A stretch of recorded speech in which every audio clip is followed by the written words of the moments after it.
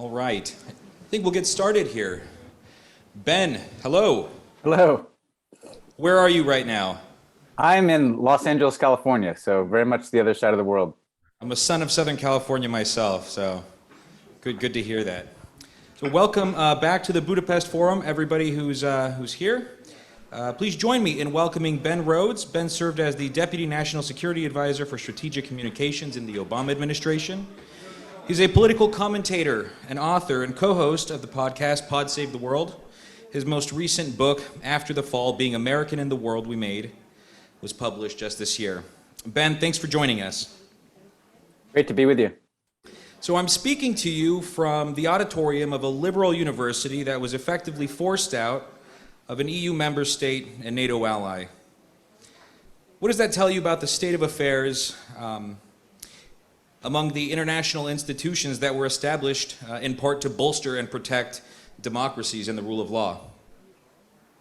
Well, first of all, I remember being there right before COVID in that university, and you could, what's so interesting is you could kind of feel the kind of the heavy hand of where the Orban government was going, even then, in terms of the future of what was a vibrant liberal cosmopolitan institution.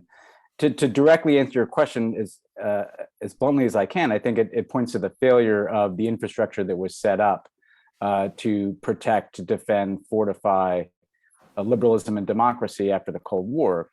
I think we've seen consistently in Europe a failure to use leverage, a failure to use EU funds, a failure to use processes to curb the steady deterioration of democracy. There's kind of a looking away and a hoping that some bottom will be reached, that this becomes less awkward.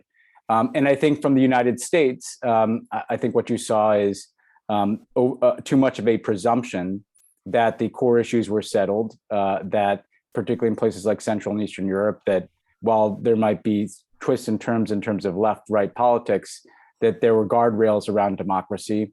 And clearly, whether you're talking about Budapest or Washington, those guardrails are either weak or don't exist anymore, and they need to be rebuilt. In hindsight, do you feel as though the Obama administration could have taken a more proactive approach towards bolstering democracy and human rights in the Central Eastern European region? I think so. I think that the mistake that we made was likely the belief that the European Union was kind of in charge of that, and that in the division of labor in the world, there's a presumption that when it comes to policing democratic norms within the EU, I think Washington under Obama and frankly under successive presidents generally assumed or looked to Brussels to handle that. There are a lot of reasons why that doesn't happen. Some of them are structural to the EU. Some of them are particular to countries like Germany and its own interest and its relationships with Christian democratic parties across the continent. But clearly, there wasn't sufficient action taken, or has not been sufficient action to this date taken within the European context. And I think that until very recently, probably until basically the Biden administration came in, there's usually been a sense that Europe has this, or at least is the degree of responsibility for it. And there hasn't been enough. We talked about it. We obviously deal with it in the NATO context, but there hasn't been enough attention consistently from Washington. Hungary features quite prominently in your most recent book. Why is that?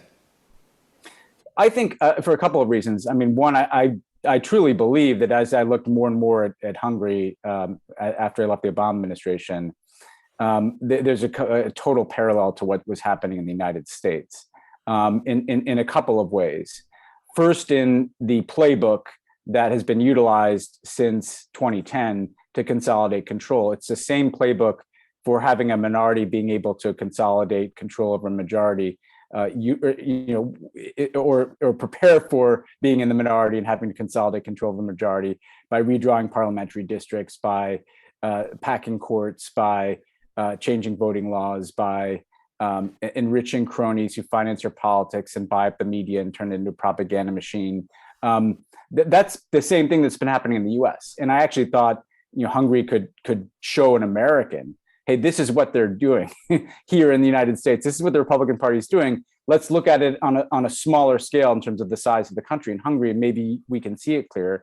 And then I think the message is very much the same. I think the way in which Orban both reinvented and turned Fidesz into a grassroots movement through civic circles, and then the way in which he tapped into right-wing populist grievances after the financial crisis, that politics is very similar to the Tea Party in the United States. And the way that big money and corporate interests can interact with kind of grassroots, right-wing, grievance-based politics and nationalism. We are the real Hungarians. We are the real Americans. Take our country back. Such osmosis and overlap, and in some cases, direct coordination that I thought it merited examination. The second reason is I think it's also the other two big countries I look at are Russia and China. Hungary is something of a beachhead for both Russia and China in the democratic world and in the West, and I think we have to be aware of that as well. That's quite interesting. Let's build on a hypothetical from that. If President Biden invited you to dinner to speak about a policy towards Central Europe, perhaps a policy towards Hungary, and he permitted you a +1, who would you invite, and what policies might you recommend? Well, the first thing I would do is I would absolutely invite a Hungarian, I think a Hungarian from civil society. I don't want to pick one because I had several characters in my book, from Sándor Lederer, who runs K-Monitor, Marta Pardavi from the Helsinki Committee, a great group of Hungarian voices. But that's a serious point in that I think Americans too often don't listen to the people that we claim are pro-democracy and foreign policies are trying to help. We craft kind of democracy policy, small d democracy policy in Washington. I think it has to be entirely informed by the experience of civil society. And so that should be, I'm glad you allowed me that +1, because part of what I'd be doing is trying to set that person up. Another great young person I profiled was Catalin Che from Momentum, but obviously there's a vibrant, increasingly vibrant opposition. I think in terms of the advice I would give, I think that the United States needs to be, if we truly believe that there's an existential struggle between democracy and autocracy in the world, which is what Biden says and what I believe, then everything has to change. You have to be looking at things like NATO membership. You have to be looking at things like what kind of external funding is coming from the EU. You have to be looking at every tool that you have. Why would you tolerate the cancer of autocracy within the most sacrosanct small d democratic institutions of the West if you truly believe that there's this existential struggle and you truly believe that Russia and China are also trying to use that as a Trojan horse? You'd have to look at what tools you have to combat and spotlight corruption. A big part of what I'd be doing is trying to fight corruption by not having huge amounts of funding flow to Hungary that can just be siphoned off for people. But what do we know about the corruption that fuels Orban and his circle? Publicize that information. It'd certainly be of interest to people.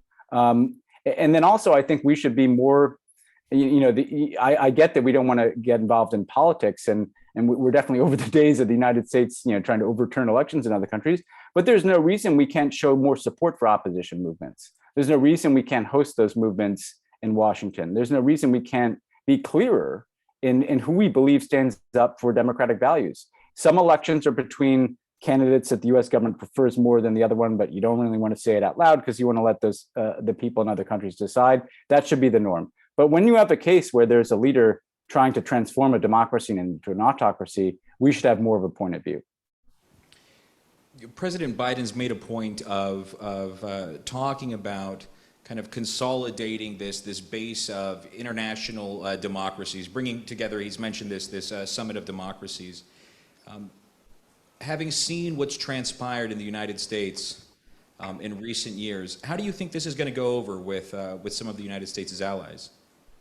I can kind of feel, the contradictory feelings from our allies. On the one hand, I think people are happy that the United States wants to talk about democracy again, contrasted with Trump, obviously, who wanted to undo American democracy. And there's a lot to talk about. On the other hand, I can feel the eye rolling. We don't want lectures from the Americans, given the hell that they've put us through. And in my book, I think I try to be, very self-reflective in the ways in which the United States has contributed to the rise of autocracy around the world through our spread of kind of unregulated hyper-capitalism that created a lot of the backlash that people like Orban seized on after the financial crisis, through the securitization of the post 9/11 mindset, the us versus them anti-terrorism obsession that an Orban clearly taps into when it comes to migration, and the technological tools that emanate from the United States, social media platforms in particular, that became the perfect tools of disinformation and surveillance. We have our fingerprints collectively, not one political administration, although there's plenty of blame to go around, collectively have a lot to do with the trend in the world today. And I think there'll be eye rolling about if we just try to make it about China. This is some big effort to get the world's democracies together like the Avengers to fight the Chinese. That said, I think it could be a very useful session if the United States comes to it with humility and is not necessarily trying to dictate the agenda. I think there needs to be a very significant civil society voice and presence in shaping the agenda of that. I think this anti-corruption issue is one where there are underutilized policy tools to crack down on illicit finance, to expose corruption, to expose and crack down on money laundering that is really a lifeblood, a lot of the autocracy we see, particularly in Central and Eastern Europe, in ways to think about how we use punitive policies like sanctions in a smarter way that don't make things worse, but can be helpful, but also be putting on the table, let's talk about disinformation. Let's talk about social media regulation. What do the United States and Europe think about the principles that should guide efforts to crack down on the spread of disinformation? And so there's a lot of conversations that should come out of this.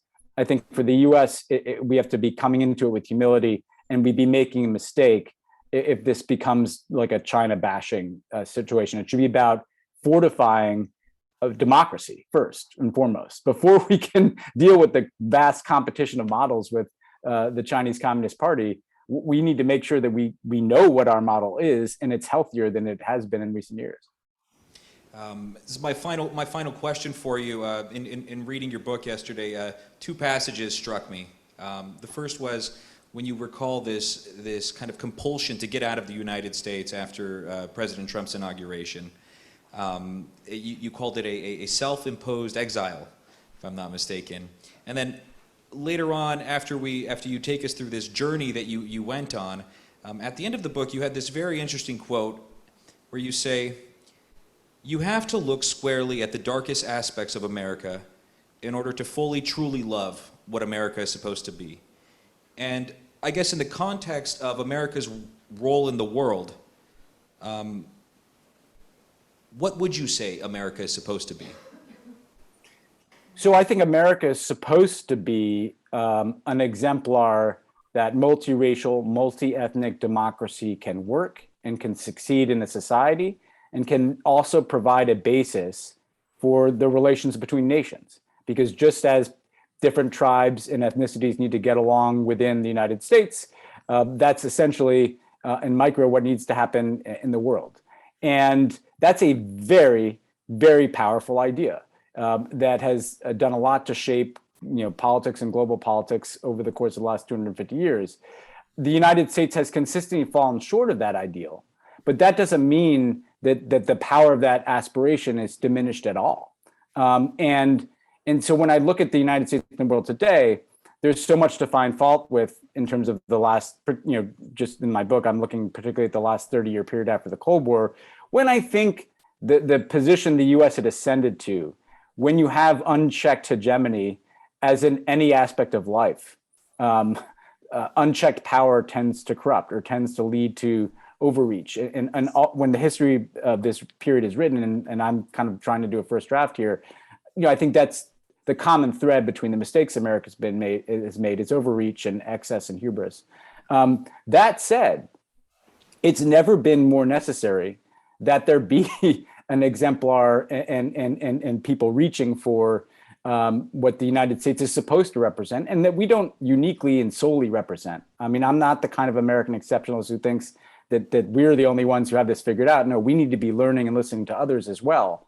But the reality is, I as someone who's also sat at the center of both politics and foreign policy, what I do know is if we kind of exit the stage here, China and Russia are not going to exit the stage, and that the outcomes that will come from a world that is built in their image is more illiberal, more problematic, and more at risk of conflict than one in which the United States is pursuing what we're supposed to be. And I think if we can fight through it, if we can fight through the problems and challenges to our democracy, we can actually offer a more useful and recognizable example to people. We have shown that we can be the country with the corrupt autocrat who has a son-in-law down the hall, who has a mob storming our parliament. The same stuff happens here that happens everywhere. If we can show that we can fight through that and strengthen our democracy while building ties with democracies abroad, I think that's a much more relevant example for other countries than in the post-Cold War years when we kind of just issued edicts on democracy from the mountaintop to other countries. No, we're all in this together. And so the last thing I'd say too to a Hungarian audience is, I remember Marta, who is just a phenomenal person, kind of, looking at me and saying, why do you people you come in here and you're building Orban up, you're playing into his ego. He wants, to be profiled in books like yours. And I think that the other way of thinking about that, it's a fair point. I explained earlier why I did focus on Hungary. The other way of thinking about that is that we're all in this. It's one big story that's happening in the world, I think. The same story is happening in America and Hungary and lots of other places. And the reality is if the Hungarian opposition has already taught us some things, the way in which you go local, the way in which opposition comes together. That's been a critical insight. Anywhere in which autocracy has been beaten back in recent years, including the United States in the 2020 election, it's because oppositions decided to put aside all of their differences and focus on this one thing. We didn't fix all democracy by getting rid of Trump, but it was a necessary step. And so I think if Hungary can show that you can consolidate an opposition and hopefully, and I know this is dislodge an autocrat, that will be a positive example to the world. The people should be looking at Hungary, not just because Viktor Orban's there. People should be looking at Hungary to see what opposition movements are doing, how the opposition movements have learned in this kind of new brand of autocracy, how to fight back. So hopefully we can all do this together. On that positive note, thank you very much, Ben. And to all of you, thank you for coming to our interview. Thanks, guys.